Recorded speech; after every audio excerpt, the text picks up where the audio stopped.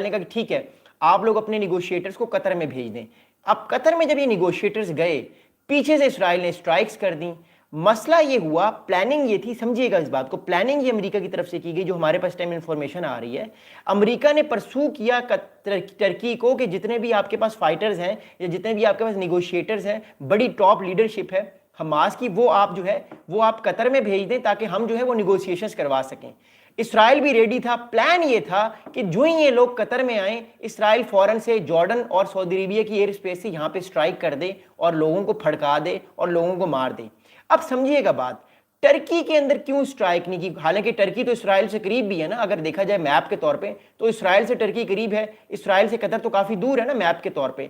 तो टर्की में इसराइल ने स्ट्राइक्स क्यों नहीं की? इसराइल ने जो है वो कतर में स्ट्राइक्स क्यों की? इसकी बात को, इसकी इंपॉर्टेंस को समझिएगा। देखिए, टर्की जो है वो नेटो का मेंबर है, याद रखिएगा। टर्की जो है वो नेटो का मेंबर है, याद रखिएगा।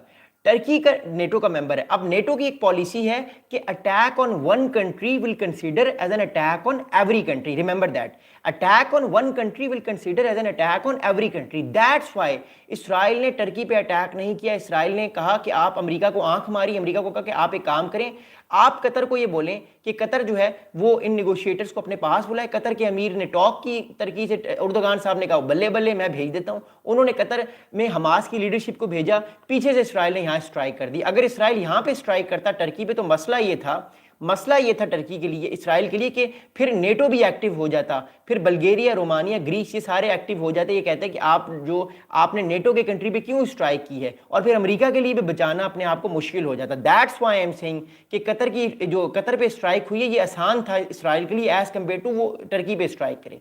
अब एक बात को समझिएगा, थोड़ा सा अंडरस्टैंड कीजिएगा। इस टाइम जो है हमास की लीडरशिप इस टाइम कहां कहां पर है, इसको समझने की कोशिश कीजिएगा। हमास की इस टाइम लीडरशिप छुपी हुई है इराक में, हमास की इस टाइम लीडरशिप छुपी हुई है कतर में, अभी भी कतर में भी है लीडरशिप। हमास की लीडरशिप छुपी हुई है ईरान में। हमास की लीडरशिप जो है वो पीछे दो कंट्रीज हैं, एक जॉर्डन, एक मोर इंपॉर्टेंटली मोरक्को है, और एक जो है वो एक और कंट्री है। ये 4-5 कंट्रीज में इस टाइम हमास की लीडरशिप छुपी हुई है। अब इसराइल आने वाले दिनों में क्या करने वाला है, इसको समझिएगा। आने वाले दिनों में इसराइल इराक पे भी स्ट्राइक करेगा जहां पे हमास की लीडरशिप है, ये बात समझिएगा। आने वाले दिनों में इसराइल इराक पे भी स्ट्राइक करेगा, क्योंकि इराक के अंदर भी हमास की लीडरशिप छुपी हुई है। दूसरी बात ये, आने वाले दिनों में जो है वो इसराइल एक और काम करेगा, इसराइल ईरान पे भी अटैक कर सकता है, क्योंकि हमास की लीडरशिप इराक के बाद आगे ईरान में छुपी हुई है। लेकिन ईरान पे स्ट्राइक के लिए अमेरिका ने फिलहाल रोका हुआ है। अगला टारगेट इराक हो सकता है। फिलहाल हमास की लीडरशिप और दोहा में भी है, इराक में भी है, ईरान में भी है और टर्की में भी है। अगर हम इन चारों मुल्कों को देखें तो यहाँ पे सबसे जो विजिबल और आसान टारगेट है वो इस टाइम इराक है। तो आने वाले दिनों में मैं देख रहा हूँ कि आने वाले दिनों में इसराइल जो है या तो सीरिया की तरफ से या जॉर्डन की तरफ से डायरेक्टली इराक पे भी स्ट्राइक कर सकता है, क्योंकि यहाँ पे कोई समुद्री रास्ता नहीं है। टर्की पे, ईरान पे और दोबारा कतर पे स्ट्राइक करना इतना आसान नहीं होगा, बिकॉज ये जो कंट्रीज हैं ये आने वाले टाइम पे जो है ये रिएक्ट करेंगे और ये और नाराज होंगे। तो दैट्स हाउ इट इज। मैं आपको साथ साथ मैप्स भी दिखाता रहूंगा, because it is very important to understand. आप लोग प्लीज कमेंट्स भी करते रहें। अब अगली बात मैं आपको बताऊंगा, अगली बात इंपॉर्टेंट क्या है, देखिए समझिएगा बात को। अगली इंपॉर्टेंट बात ये है कि अब जो मार्को रूबियो साहब है उन्होंने क्या स्टेटमेंट दिया, इसको समझिएगा, इस चीज को बड़ा अंडरस्टैंड समझिएगा, because it's a very important thing. Marco Rubio साहब ने ये कहा है कि Qatar could help reach the goals of releasing all 48 hostages, and so we are going to continue to encourage to Qatar to play a constructive role in that regard।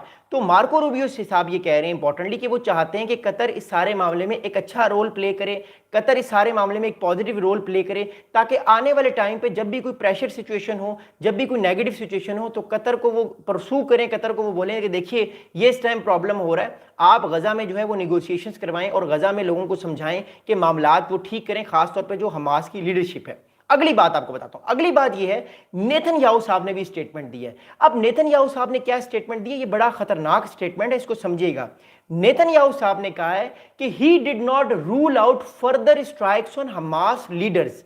इन्होंने ये बात की, सुनिएगा, कि वो रूल आउट नहीं करते कि हमास की लीडरशिप पे फर्दर स्ट्राइक्स नहीं होंगी। इट शोज कि हमास की लीडरशिप पे आने वाले दिनों में स्ट्राइक्स होंगी, तगड़ी स्ट्राइक्स होंगी, टफ स्ट्राइक्स होंगी। सुनिएगा, आने वाले दिनों में हमास की लीडरशिप पे ज्यादा स्ट्राइक्स होंगी, तगड़ी स्ट्राइक्स होंगी, टाइट स्ट्राइक्स होंगी, और सिर्फ ये कतर पे नहीं महदूद रहेगा, ये इराक पे भी जाएगा, ये मोरक्को पे भी जाएगा, ये अल्जीरिया पे भी जाएगा, ये मोर प्रोबेबली ईरान पे भी जा सकता है अगर अमेरिका की तरफ से ग्रीन लाइट आ गई, तो ये सारी चीजें होंगी।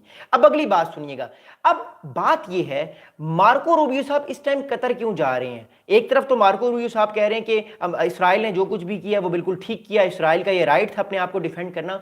मार्को रूबियो साहब कतर क्यों जा रहे हैं? Why he is going to Qatar at this time? इसको समझिएगा। देखिए, मार्को रूबियो साहब कतर इस टाइम इसलिए जा रहे हैं क्योंकि मार्को रूबियो साहब मरम पट्टी करने के लिए जा रहे हैं कतर को समझाने जा रहे हैं कि मेरे प्यारे भाई, आपके साथ जो कुछ भी हुआ इट्स टोटली फाइन, हम इसको सॉर्ट आउट करेंगे, जो भी प्रॉब्लम हुआ हम आपको दोबारा गारंटी देंगे कि अगर दोबारा आप पे अटैक करने की कोशिश की गई कि कहीं से भी, तो हम आपको बचाएंगे, हम आपको प्रोटेक्ट करेंगे और आपको कोई प्रॉब्लम नहीं होगा। तो दिस शोज कि आने वाले टाइम पे अमेरिका की तरफ से कतर को कोई ना कोई एक तरह से पॉजिटिविटी दी जाएगी कि अगर कतर के ऊपर दोबारा कोई अटैक होता है तो अमेरिका जो है वो इसराइल को डांटेगा, इसराइल को तंग करेगा। अगली बात बताऊंगा, अगली बात यह है कि इस अमेरिका की तरफ से कतर पे बार बार प्रेशर आ रहा है कि आपने होस्टेजेस की निगोशिएशंस आपने ही करवानी है। बेशक आप पे स्ट्राइक हुई, जो कुछ भी हुआ आप भूल जाएं, होस्टेजेस की निगोशिएशंस आपने ही करवानी है। अब मसला इस टाइम ये है कि कतर ऑलरेडी गमो गुस्से में है, कतर के ऊपर स्ट्राइक हुई है। कतर ये कहता है कि मैं होस्टेज की निगोशिएशंस क्यों करवाऊं, मेरे पास तो कोई जवाब नहीं पैदा होता। आप लोगों को टर्की से बुलाते हैं कतर में, वहां पे स्ट्राइक करवा देते हैं, मेरी आप बेइज्जती करवा देते हैं। टर्की में जो लीडरशिप बैठी हुई है वो भी एक तरह से नाराज है, वो समझ रही है कि ये दोहा ने सारी कार्रवाई की है, दोहा कह रहा है कि नहीं ये कार्रवाई मैंने नहीं की। तो एक तरह से मिसकम्युनिकेशन बार बार हो रहा है। अगली बात आपको बताऊंगा, अब क्या कतर जो है वो निगोशिएशंस करवाएगा इन कंट्रीज की? What I think is that Qatar अब थोड़ी देर के लिए बैक ऑफ हो जाएगा। अब कौन सा कंट्री इस गेम में आएगा वो मैं आपको बताता हूं, मैं आपको मैप दिखाता हूं क्योंकि मैप इज वेरी इंपॉर्टेंट। आपको समझ आ जाएगी अगला कंट्री अब इस पूरी गेम में कौन सा आएगा, ताकि आपको इस चीज की समझ आए। ओके, हो एयर वी गो। ऑलराइट, मैं अब आपको एक और मैप दिखाता हूं, इसको समझिएगा आपको कि lot of countries are going right now. अब एक बहुत इंपॉर्टेंट कंट्री है जो मैप में आएगा, जो इस टाइम बहुत इंपॉर्टेंट प्लेयर है। अब सुनिएगा, इस बात को समझिएगा। मैं आपको कोई maps are very important, I try to show the maps ताकि हम इन चीज़ों को समझें और इन चीज़ों को अंडरस्टैंड करने की कोशिश करें, because they are very important. अब इसको अंडरस्टैंड करने की कोशिश करेगा कि अब कौन सा प्लेयर इस टाइम गेम में आएगा और कौन सा प्लेयर गेम में आना चाहता है। मैं आपको दोबारा से मैप दिखा रहा हूँ, वीडियो को डबल टैप भी कर दीजिए प्लीज़। Okay, thank you. अब सुनिएगा, देखिएगा, इसको समझने की कोशिश करिएगा। अब ये कतर है, कतर जो है उसकी तरफ से जो मैसेज जा रहा है अमेरिका को वो ये जा रहा है कि कतर ये कह रहा है इस टाइम अमेरिका को कि देखिए अमेरिका बहादुर, हम जो है वो आपका साथ आप नहीं देंगे। आप लोगों को टर्की से बुलाते हैं, ऊपर से टर्की से यहाँ दोहा में बुलाते हैं, फिर इसराइल स्ट्राइक्स कर देता है जॉर्डन और सऊदी अरबिया के थ्रू, हमारी बेइज्जती होती है। अब जो नया प्लेयर जो आएगा इस गेम में वो प्लेयर होगा ओमान। समझिएगा बात को, अब जो नया प्लेयर आएगा वो होगा ओमान। आप लोगों को शायद ये बात नहीं पता, इस टाइम ओमान और कतर की भी आपस में राइवलरी चल रही है। कतर ये चाहता है कि वो सारी निगोशिएशंस करवा के क्रेडिट ले, ओमान ये चाहता है कि वो सारी निगोशिएशंस करवा के क्रेडिट ले। आपको शायद पता होगा जब ईरान और इसराइल का आपस में कॉन्फ्लिक्ट था ना, ईरान और इसराइल का आपस में कॉन्फ्लिक्ट था, मैं मैप दिखा रहा हूँ, ये इसराइल है, ये ईरान है। जब इन दोनों कंट्रीज का आपस में कॉन्फ्लिक्ट था तो आपको शायद ये पता होगा कि सबसे ज्यादा जो इवॉल्व था इस सारे मसले में वो ओमान था। ओमान वॉज ट्राइंग कि किसी तरह ईरान और इसराइल का जो कॉन्फ्लिक्ट है वो किसी तरह से जल्द खत्म हो जाए। That's why I am saying again and again and again कि ओमान का रोल बहुत इंपॉर्टेंट है। दैट्स व्हाई ओमान जो है वो कतर को आने वाले दिनों में ये मैसेज देगा कि देखिए अगर कतर जो है वो ये मसला हल नहीं करवाता तो कोई प्रॉब्लम नहीं, मैं ओमान हाजिर है। और ओमान आने वाले दिनों में जो निगोशिएशंस हो रही है इस टाइम इसराइल में, उन निगोशिएशंस में ओमान जो है वो अहम किरदार अदा कर सकता है। अब कतर कुछ देर के लिए जो है वो बैक ऑफ होगा क्योंकि कतर पे स्ट्राइक्स हुई हैं, कतर में गम गुस्सा भी है, तो कतर आने